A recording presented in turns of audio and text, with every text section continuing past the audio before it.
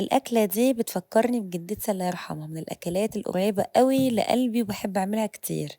الفراخ بالكاري بس هي كانت دايمًا تعملها لحمة بالكاري، حبيت أعملها لكم بالفراخ والصوص بتاعها خطير يتقدّم مع رز أبيض، جرّبوها بجد تجنّوا، ما تنسوش تعملوا save وshare لكل اللي بيحب الكاري، هنحط مكعب زبدة حلو كده يسيح، ممكن تحطوا سمنة أو زيت زي ما أنتم عايزين، أول ما يسيح كويس أوي هانزل عليه ببصلاية متقطّعة مكعبات صغيّرة أو بصلاية مبشورة زي ما أنتم عايزين. بس تقليبة كده يعني أقل من دقيقة بس يدبل شوية هانزل عليه ب4 فصوص توم مفروم،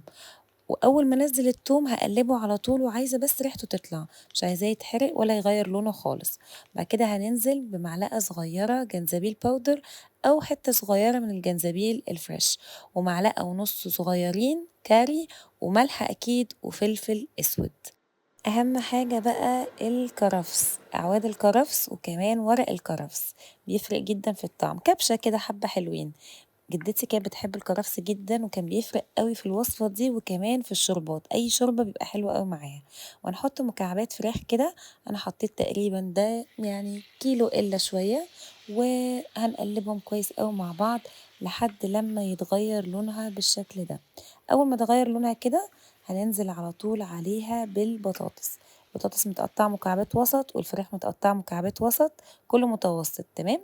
وهننزل عليهم بقى كمان ببسلة مجمدة كبشة كده حلوين، كمان جدتي الله يرحمها كانت بتحط جزر بس أنا ما كانش عندي، بس عادةً باحط جزر متقطع برضه مكعبات كده زي البطاطس، وهاقلبهم كلهم مع بعض كويس أوي، وبعد كده أنزّل شوية كرفس ورق كرفس تاني، وبس كده ونقلبهم مع بعض تاني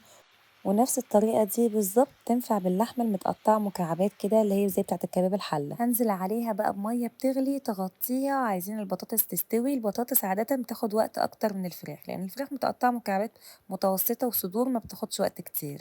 وهنغطي ونوطّي ونسيبها تقريبًا بتاخد يعني ساعة إلا تِلت بالكتير أوي، مش أكتر من كده، هاغطّي وأوطّي على نار متوسطة هادية تستوي، عادةً في الهند بيحطوا حليب جوز الهند. ممكن تحط نُص حليب ونُص كريمة كمان، بس أنا عملتها بالمَيّة زي جدتي بالضبط، ريحتها تجنن، مش قادرة أقول لكم على حلاوتها مع شوية رز أبيض، مش محتاجة حاجة تانية خالص، يعني وجبة كاملة متكاملة وكفاية ريحة الكاري، أنا أي حاجة بالكاري باحبها والحمد لله ولادي كمان بيحبوه. بُصّوا بقى يعني تتعاكس من حلاوتها ومن دفاها، أنا باحبها صيف شتا، بس هي برضه تحسّوا إن هي شتوي كده، الصوص كده والرز والبطاطس خطيرة. تقدروا كمان تعملوا نفس الوصفة دي بالضبط بخضار مشكل، بالكاري بيطلع يجنن، يالّا جربوها بألف هنا وما تنسوش تتابعوني أنا وشي طيب، بون أبيتي.